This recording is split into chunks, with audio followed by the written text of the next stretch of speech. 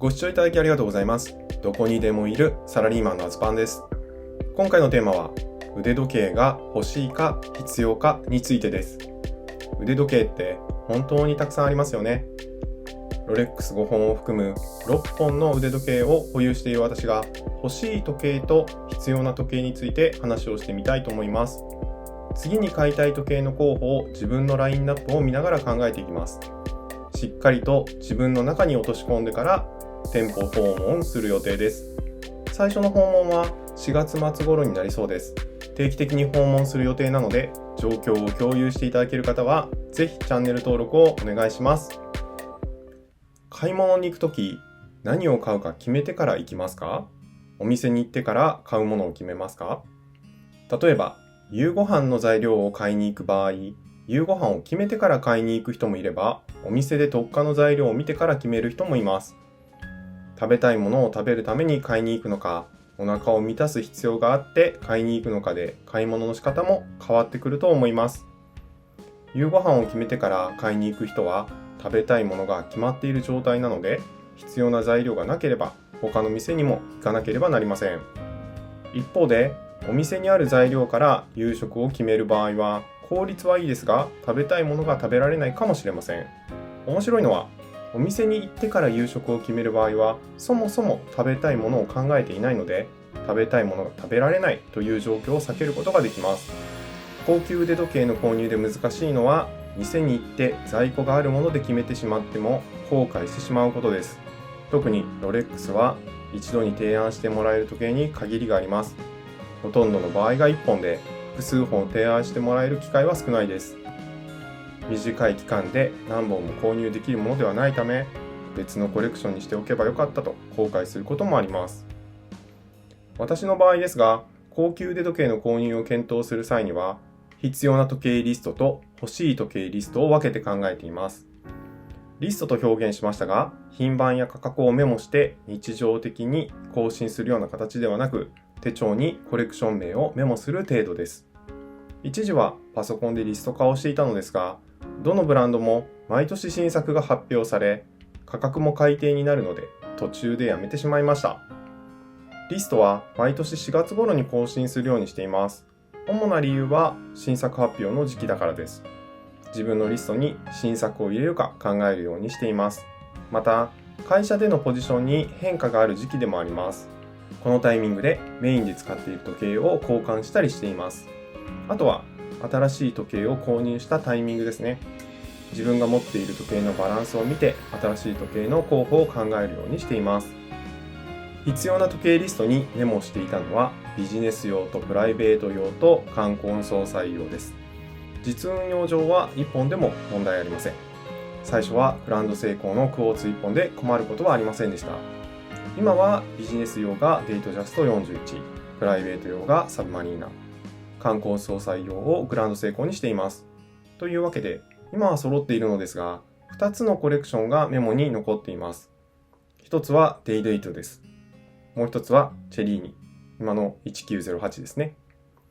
私の勝手な妄想ですが、課長クラスや40代はデイトジャスト、部長クラスや50代でスカイドエラー、それ以上になれたらデイデイとかチェリーニというロードマップを描いていました。ご覧いただいている通り、スカイドエラーはもう購入しています。必要な時計リストの先取りで購入した時計になります。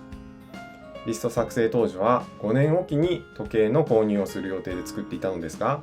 値上げのペースが早いので購入を早めてしまいました。必要な時計リストには基本的にグランドセイコーとロレックスが中心になっています。ビジネス用はできる限り同じ時計をしていきたいと考えているため、メンテナンスでの時間が長めのメーカーを選んでいます。欲しい時計リストにメモしているのは大きく分けるとドレス系と持っていない機構、異素材、ジェンタモデル、家族用の5つです。ドレス系のメモで1つ挙げるとランゲのサクソニアです。着用したいというよりは眺めたい気持ちの方が強いです。パテックのカラトラバ、マシュロンのパトリモニー、オーディモピゲのコード11も気になっているし、ルクルトのウルトラスリムも気になっています。一応全ての時計を腕に乗せたことがあるんですが、ロレックスと比較すると耐久面で一応全ての時計を腕に乗せたことがあるんですが、サクソニアに関しては耐久面で少し心配になります。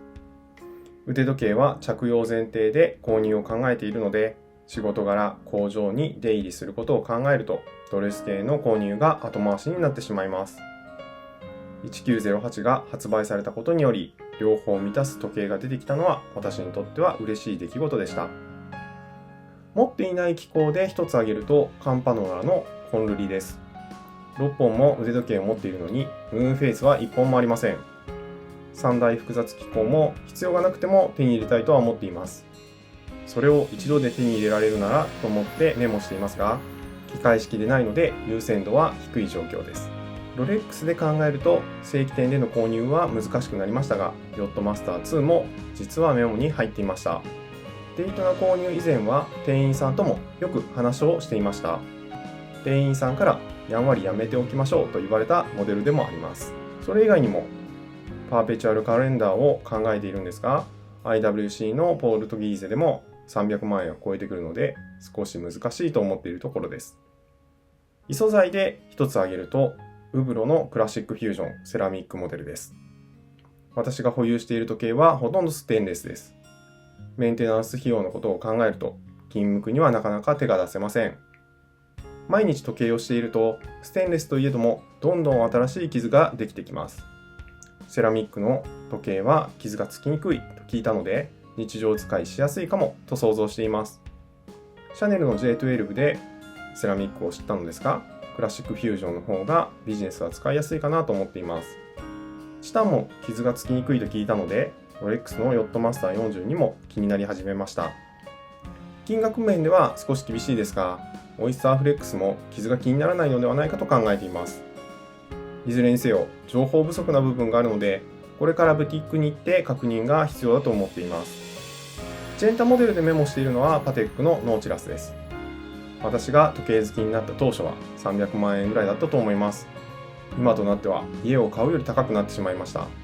YouTube でも話をしたことがありますが、 IWC のエンジニアもずっと気になっています。ロイヤルオークもかっこいいと思いますが、 AP ならコードイデプンの方が気になってます。値段だけ考えるならブルガリもありなのですが、ブルガリを買うならオクトフェニッシモの方が好きなんですよね。好きと欲しいは同じじゃないのかもしれないと最近は思い始めました。最後に、家族用でメモをしているのはロレックスのオイスターパーペチュアルです。妻が着用しているのがデイトジャスト31のピンクなのですが、カジュアルな服装に合わせる時計が欲しいそうです。私が6本も持っているのに妻は1本ということを考えると、もう1本購入した程度では釣り合わないかもしれません。妻用には以前バシュロンのオーバーシーズのクォーツを検討したことがあります。ネジを巻くのが難しいと言われて、私が時刻合わせの調整をしているのですが、それならクォーツでもいいかと思ってしまいました。自分が腕時計を購入した時のことを考えてみると、必要なリストを優先しているように思います。少し矛盾することを言うのですが、高級腕時計はそもそも必需品ではないはずです。例えば携帯電話で時間を知ることもできるし、高級腕時計でなくても安価な時計で代用することもできます。高級腕時計はいらない派の方もたくさんいると思います。以前に話をしたことがありますが、30万円以上の腕時計はサラリーマンには必要がないと感じています。必要でないものを必要としているからこそ腕時計は面白いですよね。ひとまず大きな方向性で欲しい時計をリストアップしてみました。次回はこの中からさらに具体的に絞っていく予定です。